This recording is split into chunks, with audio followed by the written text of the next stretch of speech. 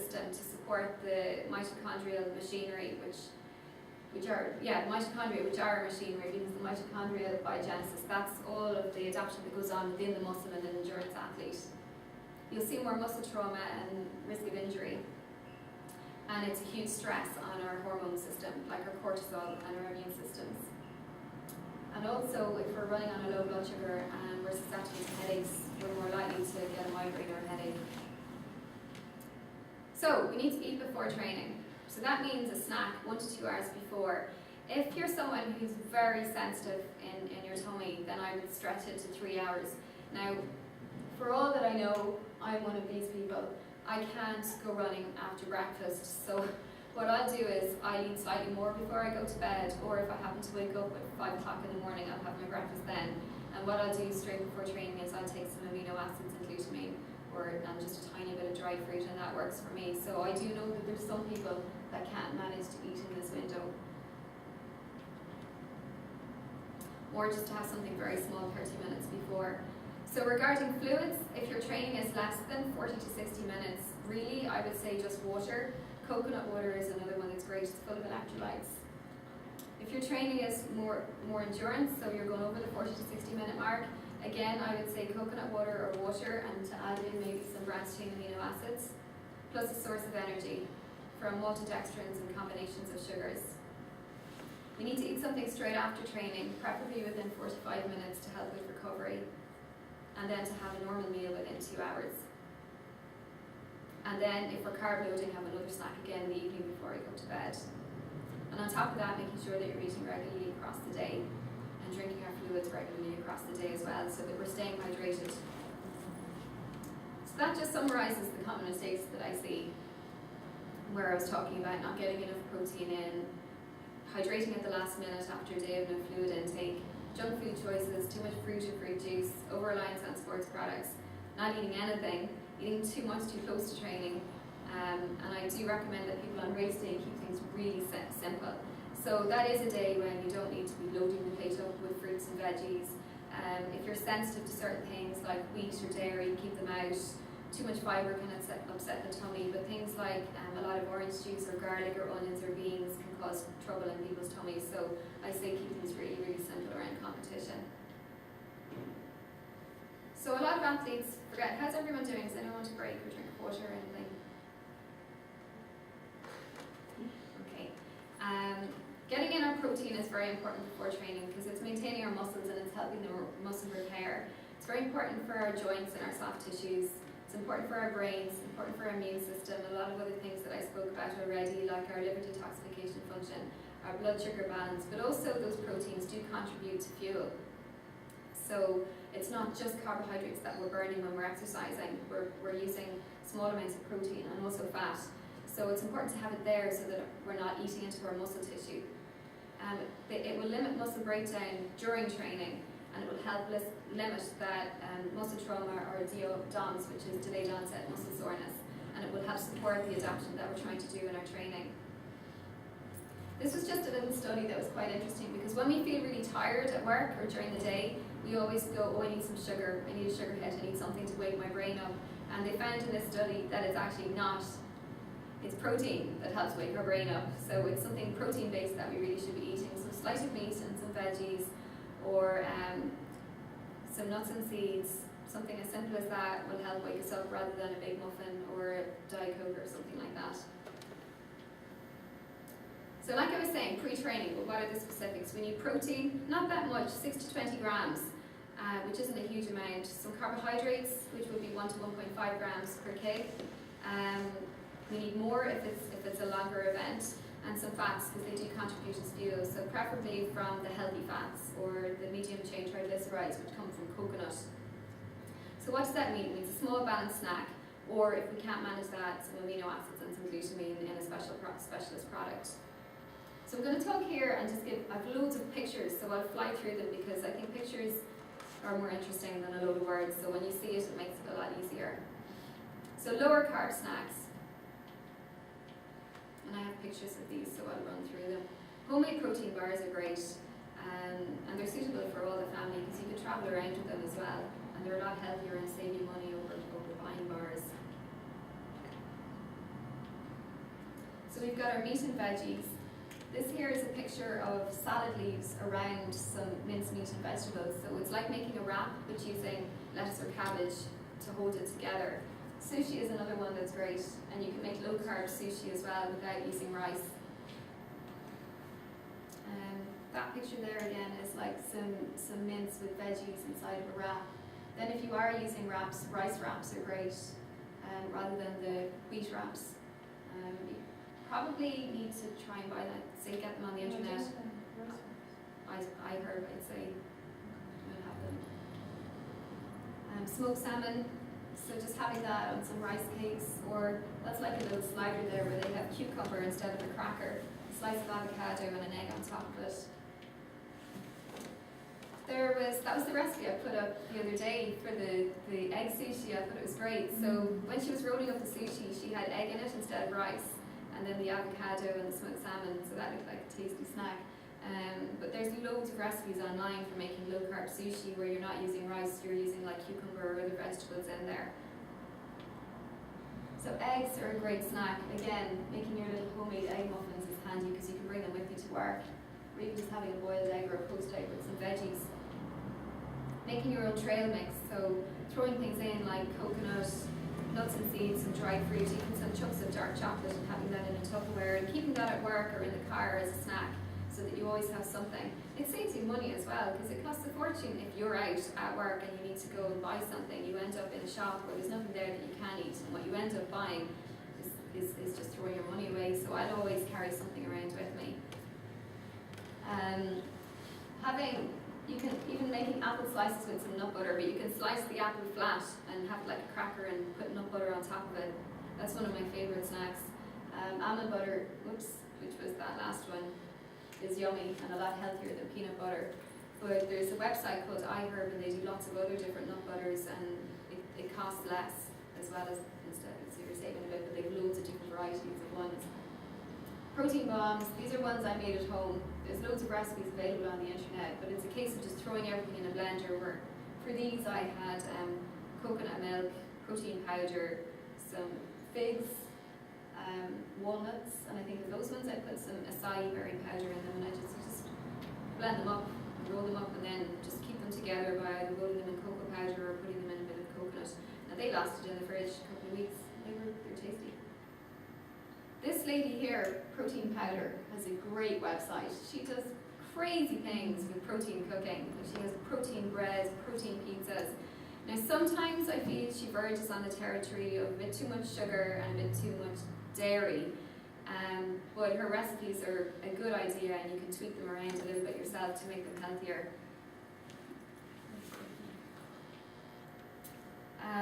If you can, so some gluten-free breads or sprouted rye bread, with some meat in there and some veggies.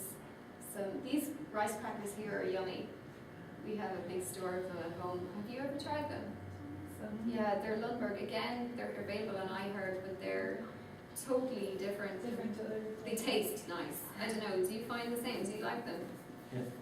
Whereas regular rice cakes are like polystyrene. So they do loads of different flavours, like that one there, the flax with tamari is nice because it's got a real nice saltiness on it.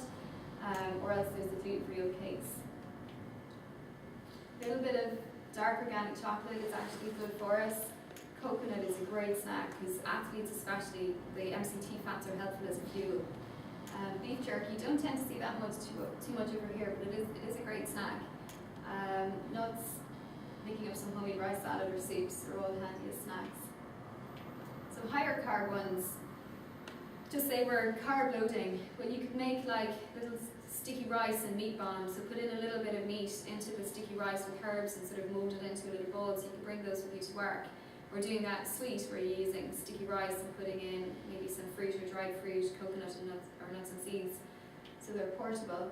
And we're doing those roll-ups or some rice cakes with some nut butter, or oat cakes, making homemade protein bars, but instead adding in more carbohydrates this time. So using some gluten-free flakes, like millet flakes, oat flakes, quinoa flakes, to make it more carbohydrate dominant, and some fruit or dried fruit, or even fruit puree, but that bring up the carbohydrate content. You've got your smoothies. If you can tolerate dairy, then have some yogurt with some fresh fruit. Baby potatoes are another one that endurance athletes find great, and you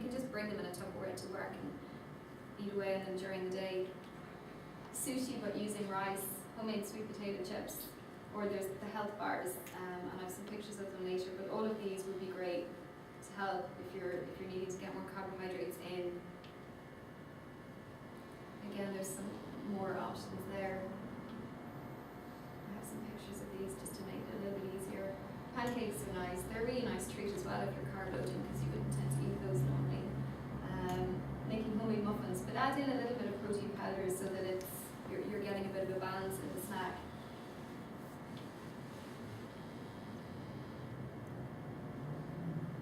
Don't know if this will be available soon, if it isn't already. I know it's available in England, and that's coconut yogurt. Because we have no options here if you want to avoid dairy and have yogurt. There's only soya. So what I tend to do is I'll buy very thick coconut milk and I'll use that as my yogurt. But it is a bit more of a calorie bomb, but if we start to have the coconut milk yogurt available, it will be great. So just watch out for that, because I'm sure it will start coming in soon. It is available in England. And if you can tolerate dairy, cottage cheese is great. Oops, I'm skipping over my slides. Making homemade smoothies. So what do we put in a smoothie? Well, a lot of people put in an awful lot of fruit, but we need to counteract that sugar hit. And I would say you want to add in some fats. So if you're looking at either using yogurt, if you can tolerate dairy, or coconut milk as your source of fat. For fluids, try and avoid the milk and use maybe the alternatives, and then add a little bit of protein in, as well as all of your fruit. So if you're using whey or casein, that's ROS is a good brand just as an option, but if you wanted to keep it vegan and stay away from dairy, there's loads of different vegan brands, and I have a couple of pictures later. So can you explain the difference between whey and casein? Casein it's a different fraction of it. It tends to be a more slow releasing protein. If people have allergies, it does tend to be a more allergenic one if you have a dairy problem, but it's a slower releaser. So where you tend to see people using casein is, for example, at night time, or bodybuilders would tend to use casein at night time because they're afraid that they're going to starve to death overnight. But I know a lot of them do need to keep their calorie intake up, so it is quite helpful. It is a lot thicker and it does sit in the gut longer, so it's going to release those amino acids. It's like a slow release form of protein, whereas whey is more instantly used in the body. Sometimes you'll see casein in recovery mixes where they'll mix whey with casein, so the claim would be, and the way it would work is that you've got a fast hit from whey protein where it releases the amino acids quickly, and then you're getting a slower release from the casein. But honestly, for most people, you're going to be having your recovery and then you're going to be eating again within an hour, so you can use food as your slow releaser. So these are all the things you could chuck into a smoothie. You've got your milks, your coconut milk, ice makes it creamy, your fruit. You can get away with a certain amount of vegetables, from like a couple of leaves from spinach, kale, watercress, or rocket if you want to get some greens in. But there is a tipping point where if you put too much in, it's going to become very green and you may not like it. Add in your nuts and seeds, your protein powder. A raw egg is actually incredibly nutritious, but it's best to just use the yolk, because the white has something called avidin in there, which tends to bind up the biotin, which is one of our B vitamins. So if you're using egg raw, I'd say stick with the yolk only, and organic eggs. Some cinnamon is great for blood sugar balancing. If you want to make it chocolate flavoured, I would say add in some good organic cocoa powder or a few cubes of dark chocolate. It's just some people like to vary the flavour around or get fed up with it. And if you want to bring up the carbs, add in some banana, dried fruits, or even some gluten-free oats or millet or rice flakes just to bring up the carbs. So more snacks. You've got your salmon, homemade. You can make homemade pizzas. You could use like your rice wraps or corn wraps to make a really quick pizza where you just throw everything on top of it and you throw it in under the grill, so that's quite a quick snack. Soups with some sliced meat or smoked salmon on the side. To save myself time for cooking, I'll tend to bulk cook soup and then freeze it, so I can take it out of the freezer and then defrost it as I go. Another snack would be your hummus and your chopped up veggies. This would just be an example of if you wanted to bring some food with you to work, of what a healthy lunchbox could look like, where you have your berries, your nuts and seeds, some chopped up veggies, and some meat to get in more protein. You could bring in more carbs then if you needed those. So this would be the homemade muesli bars. Honestly, you don't even need a recipe. Generally, you can throw in whatever you want, as long as it sticks together and makes a bar, then you've achieved goal. But things that I have played around with putting into a muesli bar would be nut butters. They're very sticky, so they tend to hold it together really well. If you wanted to bake them, you could put in some egg white, because that's gonna hold it together, or some beaten eggs. You could put in some protein powders, some oats, or some of the other flaked gluten-free grains. Coconut or almond flour, if you wanted to keep them low carb, you would use the coconut or almond flour instead of the flaked grains. Coconut, I'm a big fan of coconut because it's got great fats in there. Some grated apple or pear, or you could puree them up and add them in as well, because they'll tend to hold it together well. Just throw in some nuts and seeds, throw in some dried fruit, and if you want a little bit of vanilla extract or salt. Salt gives a good flavour as well. So on the internet, there's some great recipes on these websites. There's a website called Sushi, which is great. It's a vegan website, but she's some brilliant recipes for making homemade bars. Paleo Spirit was another one, and then Mark's Daily Apple. So that's Sushi. That's just an example of some of her bars there. Oh yeah, this is just an example to break things up. Jerry makes his own homemade bars. He's actually got a really neat recipe, and he uses apple puree in them. Yeah, he came running up to me one day and Dad went, "You'd be so proud of me, I make my homemade bars," and he sent me his recipe, but I'd say that there might be a trademark on it, so I didn't put it in. So another mistake everyone tends to make is not eating straight after training. And our recovery happens after training, so if we're not putting in the protein and the amino acids to rebuild and repair the muscles, we're losing that chance to adapt to our training session, and we're also going to be extra stiff and extra sore. We also need our carbohydrates to refuel the muscles so that we're ready for the next training session. So when we don't, we're going to be stiff and sore, like I said, because we've got increased muscle breakdown. It also increases stress on our bodies, so we're more likely to get an illness or overtraining syndrome. We're more likely to lose muscle and gain fat around the abdominal area. We tend to see a disrupted circadian rhythm, so we tend to, like I was talking about cortisol earlier, we tend to be very tired in the morning and get very, very wired at night, and that's showing us that our body is out of whack from the effects of overtraining. It's going to delay glycogen replenishment, and that's significant if we're training every day. It upsets our ability to achieve ideal body composition, and it will adversely affect the quality of the next training session. So just say you went out and you had a really big run or a really hard training session or a long go on the bike. If you don't get back in the fuel quite quickly after training and you have another session the next day, you're going to be low in the tank before you start. And it's hard to make that up. Even if the next day you try to compensate and eat a lot more before that training session, you are going to feel extra sore and stiff. So it's very important to get the recovery in. And it does have an accumulative effect. You become increasingly tired if you're not recovering properly. So what does that mean? Well, we need roughly 15 to 30 grams of protein in our recovery. So less if we're light, more if we're heavy. The equation would be roughly a quarter. So just say you're 100 kilos, it would be 25 grams. That makes sense? And carbohydrates, it's roughly 40 to 100 grams, depending on the length of the session. Fluids, like Tim Noakes was saying earlier, drink to thirst. There's actually a risk. If you go out and do a big endurance event and you start absolutely pushing water in afterwards, you risk diluting down your blood sodium and getting hyponatremia. So you're not just at risk during the event. If you overdo the water after an event, you're at that same risk. So that would work out at approximately 400 to 1,000 mils. But it's important to listen to your thirst. A lot of us don't do that. Salt and electrolytes in food are beneficial. I don't feel you need to be pushing a lot in products. There's enough in our food. And fat and cholesterol are very important. This is the bit that a lot of us tend to forget, because not only are we replenishing carbohydrates for fuel, protein and amino acids to repair muscle damage, we actually have to replace the fat stores, which would be IMT stores, or intramuscular triglyceride stores. So within the muscle, triglycerides or fats, we need to replenish those too. And also those fats and cholesterol are important for making vitamin D and our hormones. And then we need antioxidants to buffer up the inflammation of training. again, very important after training.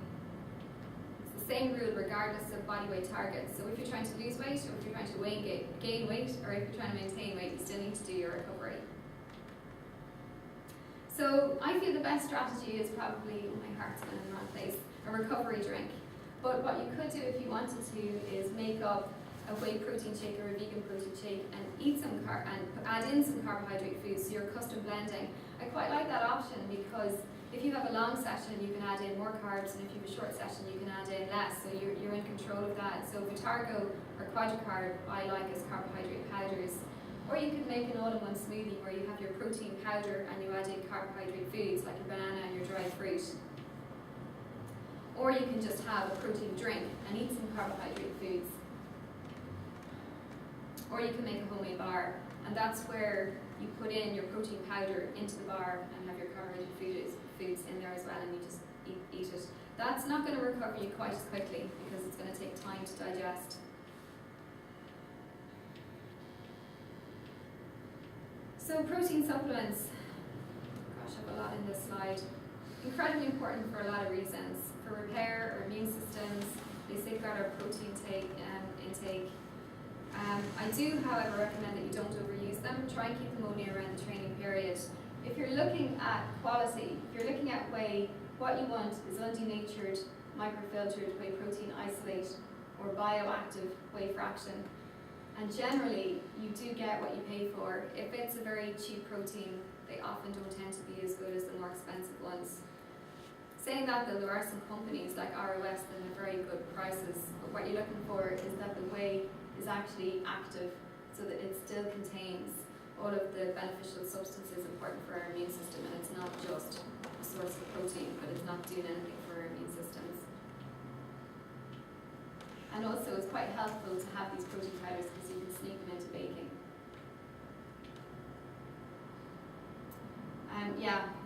Sitting and working with rugby players, they think that they can use a lot of the protein shakes and the protein products and not really pay attention to your diet. It doesn't really work that way. The diet is more important. So safe protein brands. For athletes that are drugs tested, this would be a huge concern. So there is no absolute guarantee that there isn't going to be anything in there, but there are certain companies that would have very good quality control systems in place. So when you're looking at a product, if you can try and make sure that it's either been tested by HFL Labs, which would be for Europe, or in America that they're NSF certified for sport. And I tend to like these brands and stand by them, particularly Kinetica ROS. Those two there I like. Carb I find they use quite a lot of artificial sweeteners, but we'll come on to that later. With recovery products, I like it when people keep things simple. So like I said, just using protein and carbohydrates. And if you want to keep them separate by having your protein powder and then adding in your carbohydrates, which would be your Quadricarb or your Vitargo. There are certain all-in-one products and they'll contain creatine, beta-alanine, etc. It's worth checking that the doses are appropriate for you, because you may need to either upgrade or downscale the amount that you're taking. But these products here, I feel are pretty good. So you have High Five, Kinetica Recovery, USN, Max Fuel, and Lucozade Recovery, and they don't have any artificial sweeteners in there. Examples of good proteins, so again you have Kinetica. ROS do a pro-GSH whey that has extra glutathione in there, so it's got more of an antioxidant. They also do a blue label.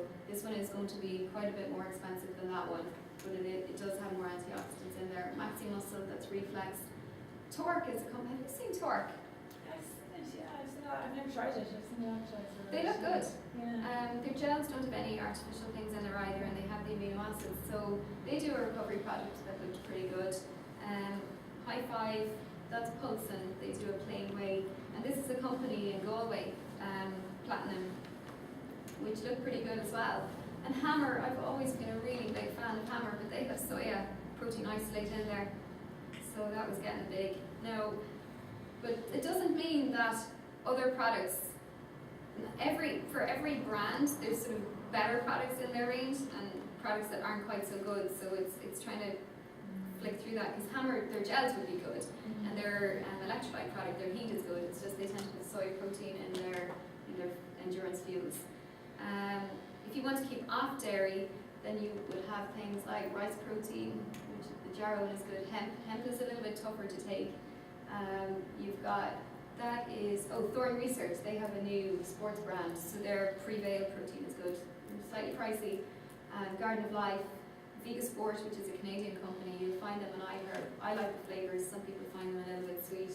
And then you have brands that have vitamins and minerals in there, so these would be more supporting detoxification and body comp, so the Protocol for Life Balance is great, and Polyquin or the Science for Health Paleo meal, they're both, those three are very good as well. So that just gives you some options. What you tend to see when you do a long endurance event is that you really don't want to eat afterwards. Your stomach is in absolute knots.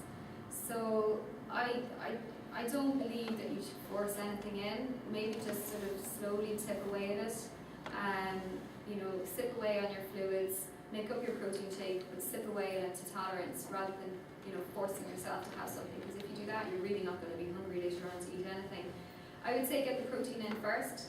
And then start sneaking in the carbohydrates after that. Fluids are going to be best, especially if your stomach just really doesn't want anything. Sip smaller portions more often. Focus on amino acids, branching amino acids are the all-in-one formulas, because at least they're going to get in what you really, really need. And then chip away your carbs over several hours. Again, liquids are going to be slightly easier to get in. Even as if you're trying to hydrate, put in some extra sugars. Use some elderflower cordial. What I'll tend to do is I'll take in some protein, even in a small amount, and then in the blender I'll put in some elderflower cordial. I'll throw in some ginger and some lemon juice, and I'm getting in the ginger for recovery. I'm getting, at least there's some sugars in the elderflower, so I'm getting in some carbs, and I'm also hydrating. Another mistake that we all tend to do is that we tend to eat on the hop, and we eat things like Nutri-Grains and Power Bars and Nature Valley Bars, because if people fall into haystacks from the sky, then they must be good for us. I have some slides on what's in them, and I was actually quite shocked myself. I thought they were healthier than they are. So, come on.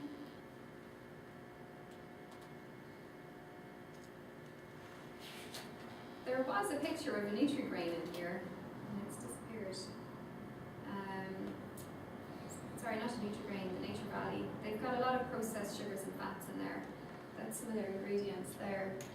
So sugar, canola oil, soya flour, soya lecithin. So they're not as natural. You're better off making your own. These are Nutri-Grains. These are scary. And I think Nutri-Grain are sponsoring a load of youngsters now doing golf camps. There's so they're our youngsters they believe these are healthy. But if you look at the ingredients, I don't even know what propylene glycol is. I was looking it up, and it's synthetic from petroleum.